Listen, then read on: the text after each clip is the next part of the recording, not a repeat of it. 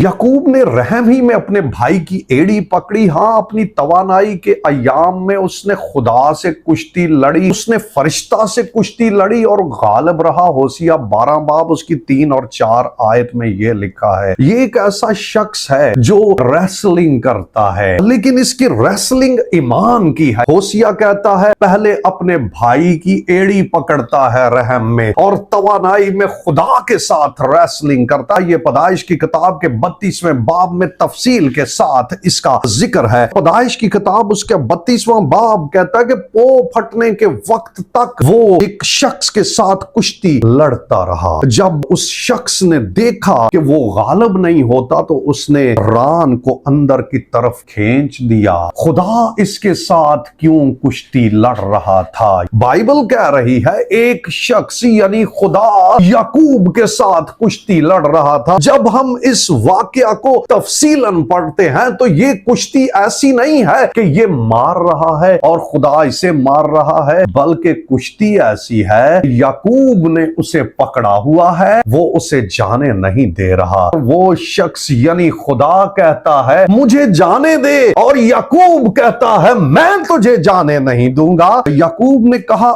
जब तक तू मुझे बरकत ना दे मैं तुझे जाने नहीं दूंगा। याकूब बरकत का ख्वाहिशमंद है। उसने रहम ही में अपने भाई की एड़ी पकड़ी। वहां भी उसकी रेसलिंग थी कि पलौठे की बरकत मेरी है। जब वो बड़ा हुआ तो उसने कहा ये दाल तू ले ले और मुझे पलौठे की बरकत दे दे। खुदा के साथ इसकी रेसलिंग भी यही है। ये 32वां बाब उसकी 26वीं आयत कहती है उसने खुदा के साथ कुश्ती की और खुदा को पकड़ लिया। क्या आप और मैं भी इस कुश्ती के लिए तैयार हैं? खुदा को पकड़ लीजिएगा और कहें मैं तुझे जाने नहीं दूंगा जब तक तू मुझे बरकत ना दे। याकूब खुदा को जाने नहीं दे रहा। उसने कहा पो फटने को है, मैं यहां रह नहीं सकता, तू मुझे जाने दे। उसने कहा मैं तुझे जाने नहीं दूंगा जब तक तू मुझे बरकत ना दे। और यहां खुदा इसे बरकत देता है और इसकी सारी सिचुएशन ही बदल देता है। और खुदा बरकत कैसे दे रहा है? उसने कहा तेरा नाम क्या है? उसने जवाब दिया मेरा नाम तो याकूब है। ऐसे फील हो रहा है शर्मिंदगी के साथ कह रहा, क्योंकि याकूब का मतलब था कि धोखेबाज, और उसकी सारी लाइफ भी यही बता रही है वो धोखेबाज ही रहा है। उसने अपने मामू को धोखा दिया, भाई को धोखा दिया। खुदा कहता तेरा नाम क्या है? उसने कहा मेरा नाम तो धोखेबाज है। खुदा ने कहा अब से तू धोखेबाज नहीं होगा,